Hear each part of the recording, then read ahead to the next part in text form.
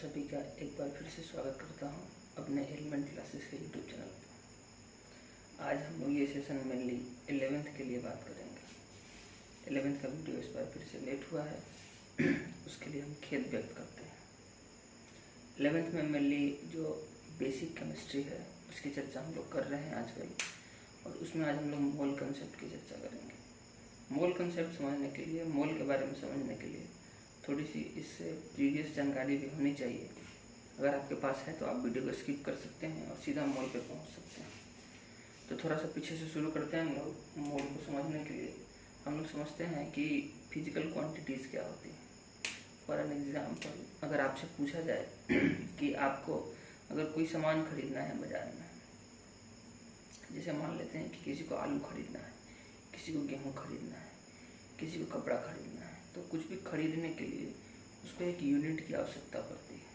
जैसे अगर आप कपड़ा खरीदने जा रहे हैं तो आपको बोलना पड़ेगा वहाँ पे जाके कि हमको 2 मीटर कपड़ा चाहिए, 5 मीटर कपड़ा चाहिए। तो जब आप बोल रहे हैं कि 2 मीटर, तो ये मीटर जो है ये उसके यूनिट को बता रहा है। एक फिजिकल क्वांटिटी हो गई जिसको हम लोग बोल रहे हैं लेंथ। फिजिकल क्वांटिटी जो हो जाएगी हमारी लेंथ, और लेंथ को किस में मापा जा रहा है, किस में मेजर किया जा रहा है, तो मीटर में मेजर किया जा रहा है। तो इन अर्लियर कंडीशंस, जब 1960 का दशक था, तो उस समय जो साइंस था वो अपने डेवलपिंग कंडीशन में था।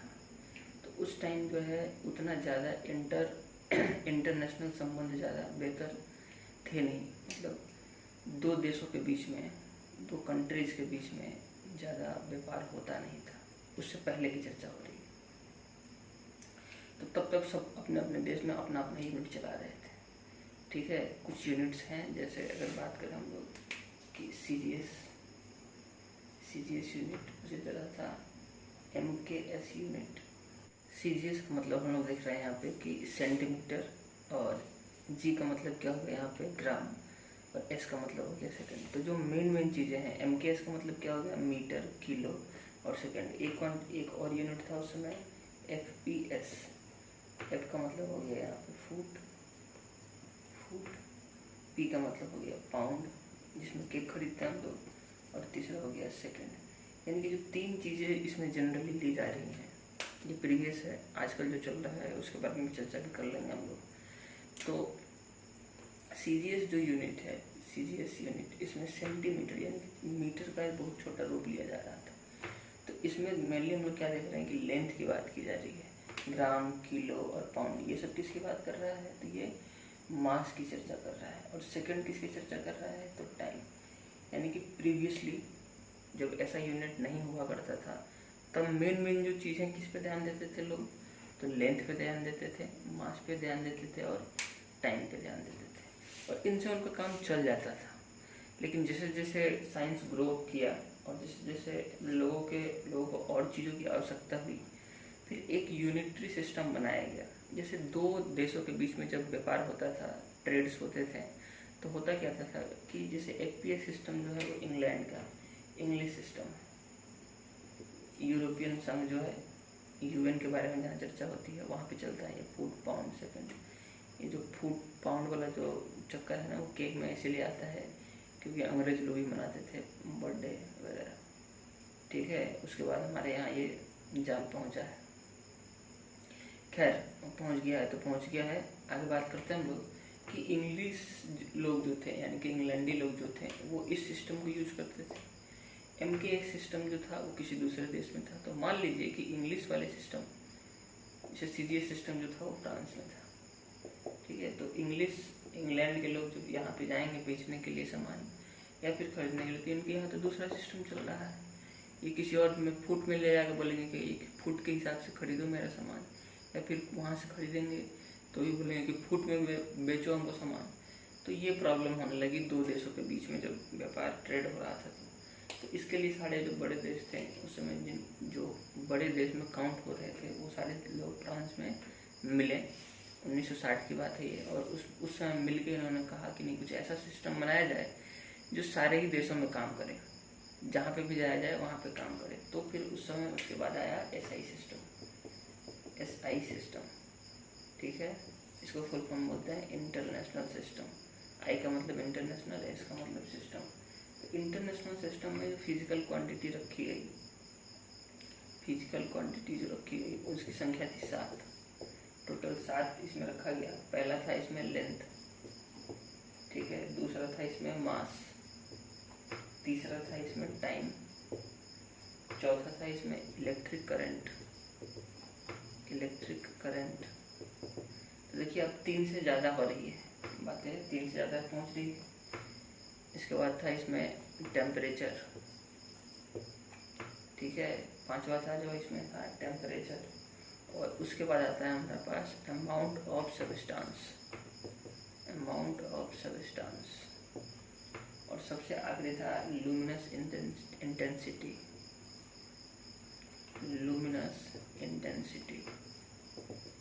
तो ये सारी 7 क्वांटिटी रखी गई, length, mass, time, electric current, temperature, amount of substance and luminous intensity. और कहा गया कि ये हमारी बेसिक फंडामेंटल यूनिट्स होंगी, जिसकी सहायता से हम और भी दूसरे, जिसको डेराइव्ड यूनिट्स कहा जाता है, जिसको बनाया जा सकता है। तो ये हमारे फंडामेंटल यूनिट्स बन गए एसआई सिस्टम में। और जो इससे बनाया जाता है, जैसे अगर हम फोर्स की बात करें तो फोर्स का फॉर्मूला क्या होता है? फोर्स का फॉर्मूला होता है m इंटू ए, सब लोग जानते हैं। तो m मतलब मास, a मतलब एक्सेलरेशन। तो मास के लिए हम लोग क्या लिखेंगे यहाँ पे? इसकी यूनिट्स की पहले चर्चा करते हैं, फिर यहाँ पे आएंगे। तो लेंथ के लिए क्या यूज किया गया? मीटर। मास के लिए क्या रखा गया? केजी। टाइम के लिए क्या रखा गया? सेकंड। इलेक्ट्रिक करंट के लिए क्या रखा गया? एम्पियर। टेम्परेचर के लिए क्या रखा गया? केल्विन। और ये ही बात हम लोग करने वाले हैं आज मोल में। अमाउंट ऑफ सब्सटेंस के लिए क्या रखा गया? मोल। और लुमिनस इंटेंसिटी के लिए क्या रखा गया? कैंडेला। अच्छा, इन सब का यूनिट पहले नाम भी रखा गया, फिर उनका सिंबल भी बताया गया। जैसे हम यहाँ मीटर बता रहे हैं तो मीटर ऐसे लिखेंगे और उसका सिंबल क्या रखा गया? एम। किलोग्राम, उसका सिंबल केजी। ठीक है, अब आते हैं हम लोग डिराइव। तो ये तो सारी हो गई बेसिक यूनिट, यानी कि फंडामेंटल यूनिट। और डिराइव यूनिट किसको बोलते हैं? जैसे फोर्स का यूनिट हमको निकालना है तो हमको इसकी सहायता लेनी पड़ेगी। मास का क्या है? केजी। और एक्सेलरेशन क्या होता है जी? तो एक्सेलरेशन जो है वो एक पर्टिकुलर वेलोसिटी जो है पर्टिकुलर टाइम पीरियड में जब चेंज होती है तो उसको बोलते हैं। यानी कि एक्सेलरेशन किस पर डिपेंड करता है? तो वेलोसिटी पे और टाइम पे, v/t। ठीक है, और वेलोसिटी फिर किस पे डिपेंड करता है? ये डिपेंड करता है डिस्प्लेसमेंट पे। और डिस्प्लेसमेंट क्या है? लेंथ। तो length per unit time into time, तो क्या हो गया? केजी। लेंथ के लिए क्या है हमारे पास? मीटर। और 2 बार टाइम है तो सेकेंड स्क्वायर। तो टोटल क्या बना? KG metre second to the power -2। और ये हो गया यूनिट किसका? ये हो गया आपके फोर्स का यूनिट। और इसी को बोलते हैं न्यूटन। क्या बोलते हैं जी? न्यूटन। तो समझने वाली बात यह है कि जो हमारी बेसिक यूनिट है उसमें क्या है हमारे पास? अमाउंट ऑफ सब्सटेंस, जिसका जो है यूनिट जो क्या है? मोल। अभी इसी मोल को हम लोग समझने वाले हैं। तो ये मोल कहाँ से निकल के आ रहा है वो हम लोग अपने प्रीवियस काउंट में देखें। समझते हैं हम लोग अब मोल के बारे में। अमाउंट ऑफ सब्सटेंस का मतलब क्या हुआ? कोई भी सब्सटेंस जो है उसके अंदर बेसिक कंस्टिट्यूएंट पार्टिकल्स क्या हैं उसको हम लोग बोल रहे हैं उसका अमाउंट ऑफ सब्सटेंस। मास से इसको कंफ्यूज मत कीजिएगा, मास बिल्कुल अलग चीज़ है और अमाउंट ऑफ सब्सटेंस बिल्कुल अलग चीज़ है। कंस्टिट्यूएंट पार्टिकल्स जो है उसके, जिससे मिलकर वो बना हुआ है, उसकी चर्चा हो रही है इसमें और उसी के बारे में हम लोग बात करेंगे। तो सबसे पहले बेसिक चीज़ देखते हैं हम लोग कि मोल जो है उसको डिनोट किससे करते हैं? तो मोल को MOL से डिनोट करते हैं, MOLE से डिनोट करते हैं। इसका कोई शॉर्ट फॉर्म M नहीं होता है, M मीटर बता चुके हम पहले। तो मोल को समझते हैं कि इसकी ज़रूरत क्यों पड़ रही है अमाउंट ऑफ सब्सटेंस में। जैसे अगर आपको कहा जाए कि 1 दर्जन बराबर कितना होता है, 1 डजन कितने के बराबर होगा? 1 डजन की अगर बात करें तो कितने के बराबर? तो सब लोग जानते हैं कि 12। एक दर्जन पेन तो 12 पेन, 1 दर्जन आम तो 12 आम, 1 दर्जन रसगुल्ला, मतलब जो जो पसंद है उसको आप दर्जन में तोल सकते हैं। तो गिनती की जा रही है तो 12। तो मोल के केस में भी ठीक ऐसा होता है। एक मोल बराबर आपसे बोला जाए कि एक मोल बराबर कितना होता है, एक पर्टिकुलर डिजिट है, बोलते हैं 6.022 इंटू 10⁻23। इस संख्या को बोलते हैं एक मोल। इसी संख्या को क्या बोला जाता है, एक मोल। क्वेश्चन उठता है दिमाग में कि फिर यही संख्या क्यों, आखिर इस संख्या में ऐसी क्या चीज़ है जो इसी को लिया गया और ये संख्या कितनी बड़ी है। तो एक बार 10⁻23 जीरो लगा के काउंट करके देखिएगा, मज़ा आएगा। बहुत बड़ी संख्या है। फिर मोल का क्या उपयोग क्या हो और ये संख्या कहाँ से आया।